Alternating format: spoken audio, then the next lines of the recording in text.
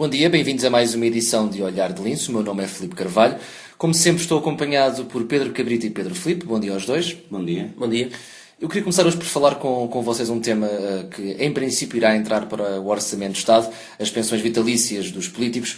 Há um estudo da Caixa Geral de Aposentações que mostra que o Estado gastou mais de 3 mil milhões de euros com 383 deputados do que com cerca de 23 mil pensionistas que ganham até 217 euros. Ou seja, fazendo contas por alto, são cerca de 80 milhões de euros que nós temos gasto, ou seja, o país tem gasto nos últimos 10 anos em pensões vitalícias. A minha primeira pergunta é, isto faz sentido ainda?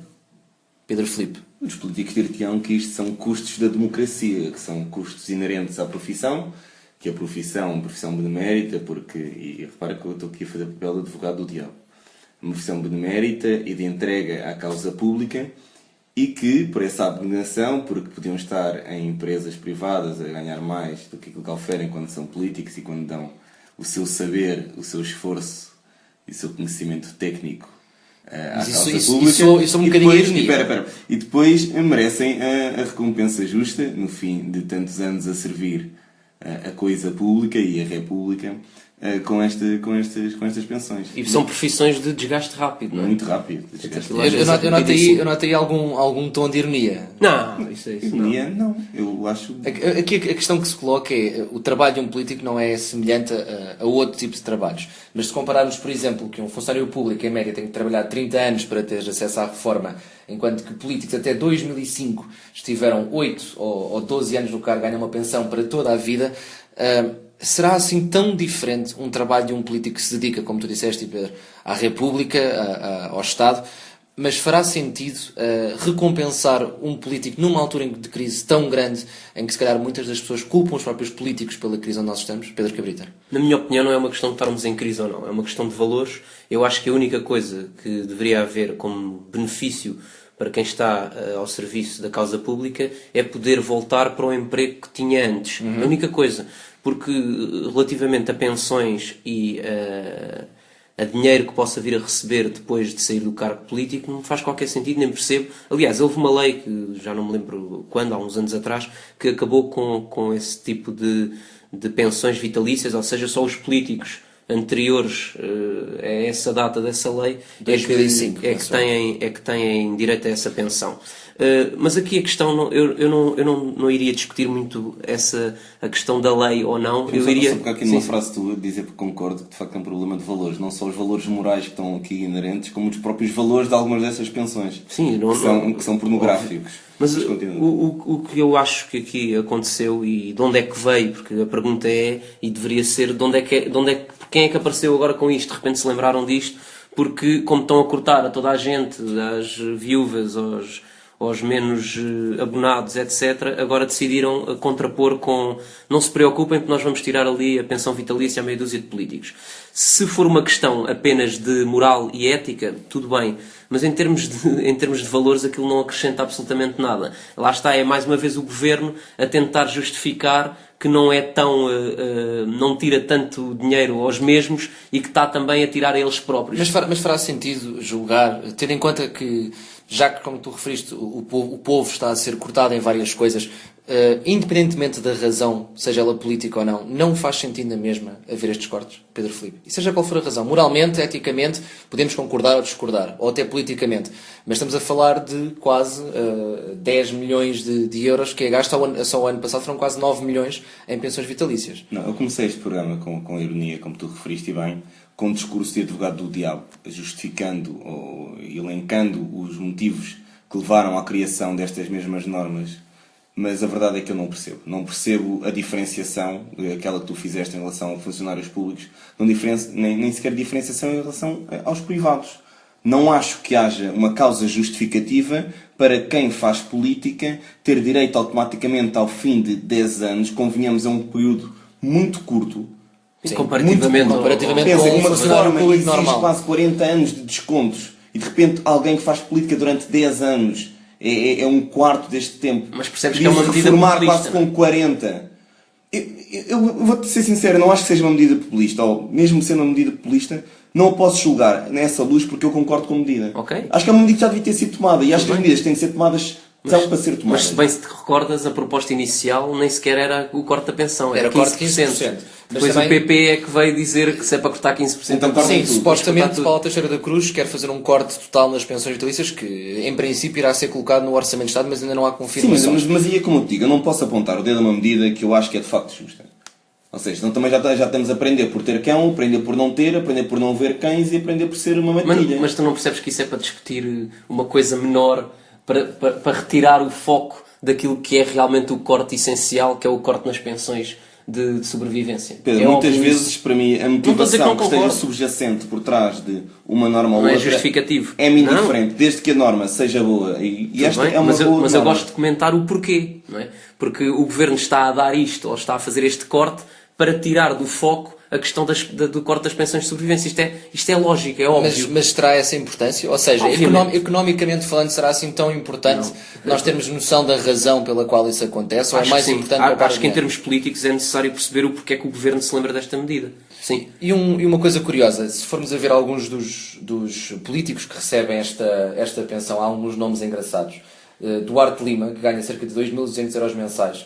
Rui Gomes da Silva, Pode ser caro. é verdade. Rui Gomes da Silva, cerca de 2.100 euros mensais. Armando Vara, 2.000 euros mensais. Dias Loureiro, Os frescos são caros. Dias São Loureiro, todos- são 1.700 do custo da vida. euros. Minha questão é, estas pessoas que estão ligadas a problemas de justiça ainda continuam a receber? Nem todas as pessoas que nem estão todas, elencadas sim, aí mas têm a questão é, problemas com a justiça. não haverá aqui também uma falta de noção de a quem é que são as pessoas que merecem realmente esta pensão Uma e vitalícia? outra coisa não são causas excludentes na lei, ou seja, quem fez essa norma não fez visando que se esta pessoa algum dia Não é tiver pelo, e problemas... não é pelo mérito, não é? Não é? Exatamente. Foi um bom político, então Sim, recebe não a é pelo pensão. mérito, não é?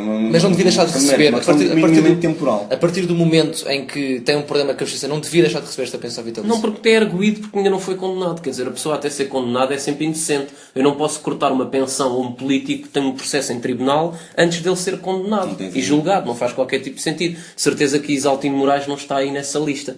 Uma coisa que vai ser curiosa, e aí é que eu quero ver o desafio para o Governo, é que muitos que estão nessas listas são as bases dos partidos, dos dois maiores partidos. Muitos deles são desde Ângelo Correia, que está nessa lista, por Exatamente. exemplo. António Vitorino também. Todos eles são as bases dos partidos, são os pilares. E eles aí a contestação foram deputados do antes de 2005, a governo. maior Mas parte não é- deles. não é? nem é isso, é que têm os partidos na mão. São os PSD chamam os barões, o PS chama as estruturas bases, eles têm os partidos na mão, e aí é que eu quero ver como Então, mas se calhar provavelmente o PP passou aqui uma rasteira ao PSD com esta provavelmente. 15%, então corto tudo. Não haverá aqui também alguma confusão? Quando tu referiste agora às bases, já sabe que Pedro Passos Coelho é muito próximo, por exemplo, de algumas pessoas das bases do partido. Esta decisão, se ele a tomar, se avançar, não haverá uma conversação com as bases do partido, exatamente para explicar o porquê? Ou vai ser uma decisão tomada e vai haver aqui um corte, uma cisão com os mais decanos? Assim, por mais fã que sejas de alguém, boa sorte a explicares como é que cortas 5, 6 mil, 7 mil euros de salário a essa pessoa, não é? Mas tem que haver uma razão. É bom, das duas uma, ou há uma razão muito boa, ou há uma contrapartida muito boa, e logo também veremos. Não há nenhuma pensão desse valor. Também não podemos exagerar, são pensões andam à Eduardo- volta dos Eduardo- 1.000, 2.000 euros. Nem tanto, Eduardo É Pedroga pouco, recebe à é volta de 9.600 euros, por exemplo. Só de pensão de... Sim, mas mas por o Rei dos Campos, o Rei de Campos recebe cerca de Eu 5.524, acho que a média o Luís está ali de nos Pereira 4.000, 5.600, é a média. Há a questão relativa às pensões globais e à pensão só de ter sido político, não é? Não se pode estar a fazer uma soma total das pensões, porque aquilo que vai ser cortado é só a pensão relativa ao Exatamente. cargo político. Mas aqui, uma questão que eu gostaria de levantar isto é um problema de todos os partidos.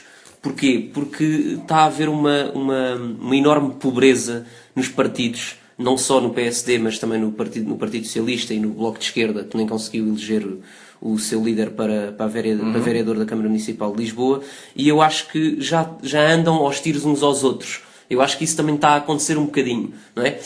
Como não andam a concordar com as medidas que o Governo está a impor, e há muita gente também do PSD a gritar basta e contra este Governo, eu acho que isto também é uma medida de vingança com essas bases, as tais bases que o Pedro estava a referir, porque não estão com o Governo. Eu acho que Pedro Passos Coelho também está a usar esse argumento para matar as bases, digamos assim. Concordas com o Pedro Cabrita? Quer dizer, eu não tinha visto a coisa exatamente por esse prisma, até porque, regra geral, quem está à frente de um executivo, e sobretudo um executivo perclitante como este, e que já tem tanta dificuldade em equilibrar-se por si mesmo, não sei se me parece muito bem jogado estar a mandar ainda mais pedras. É um tiro no àqueles que não é um tiro, uma rajada no telhador, é um obus no pé, é um morteiro no pé. Também o governo já está moribundo, também ninguém o consegue matar. Vamos ver então. Passando para outro tema também da atualidade, nossa seleção teve mais um empate com Israel, mais uma, podemos dizer, uma má exibição, acho que é justo dizer isto. Mais uma vez ficámos aquém daquilo que os portugueses esperam da seleção. Não há altura, não estamos numa altura em que se calhar alguma coisa tem que mudar e rapidamente para que esta seleção se torne finalmente grande? Pedro Filipe. Eu acho que aqui o principal divórcio dos portugueses com a seleção ocorre porque há um desfazamento entre as expectativas dos portugueses e aquilo que a seleção verdadeiramente pode dar. Basta olhar para o nosso 11 inicial e não é uma seleção de primeira água, não é a seleção de 2004.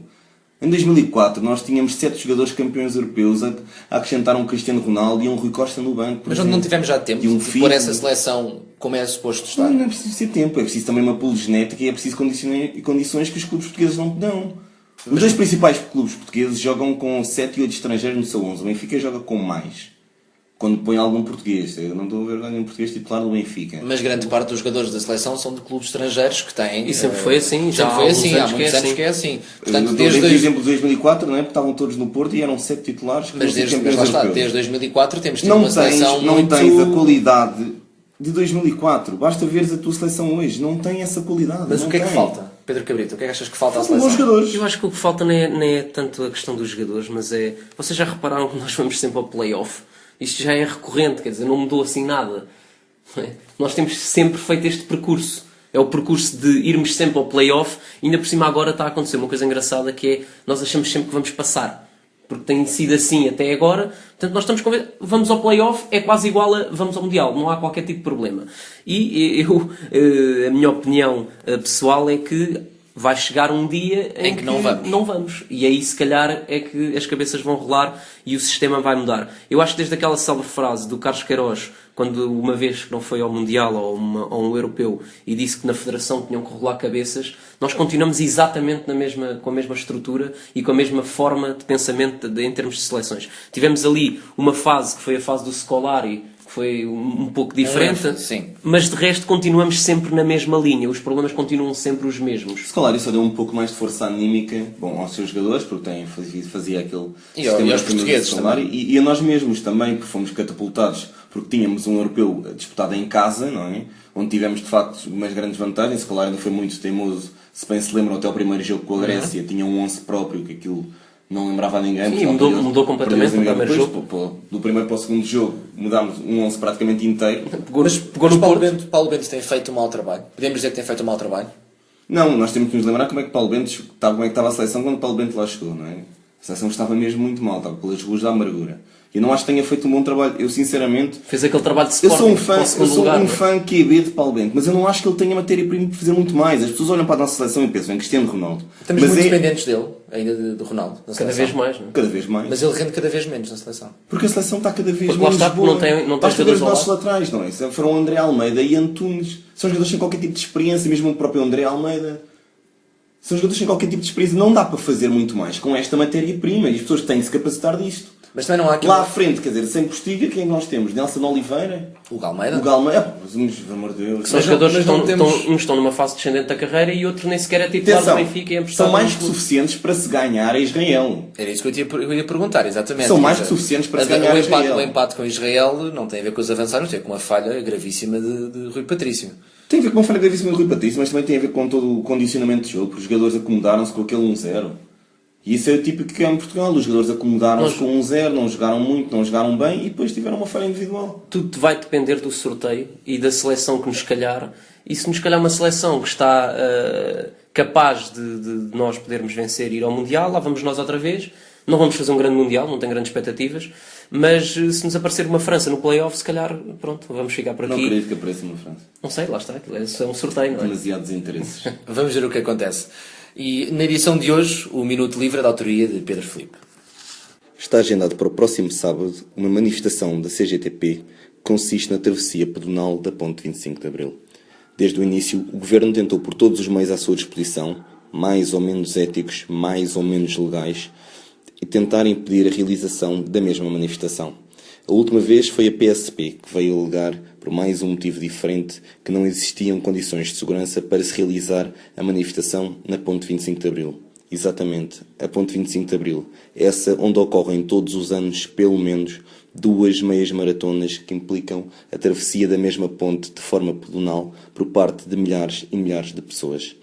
O que está aqui em causa já nem é tanto o exercício a um direito fundamental como o direito à greve, mas o dos meios utilizados pelo nosso governo, pelo nosso Estado, por aqueles que nos representam, para impedir ou condicionar de forma instrumental o exercício desse mesmo direito. Até onde é que eles vão chegar? Até onde é que vamos deixar que eles cheguem? Até onde é que isto se pode arrastar? Esta foi mais uma edição de Olhar de Lince. Já sabem que se quiserem enviar sugestões de temas, podem sempre fazê-lo para olhardelince.fm@gmail.com. Da minha parte, Filipe Carvalho, da parte do Pedro Cabrita e do Pedro Filipe, tenham o resto de um bom dia.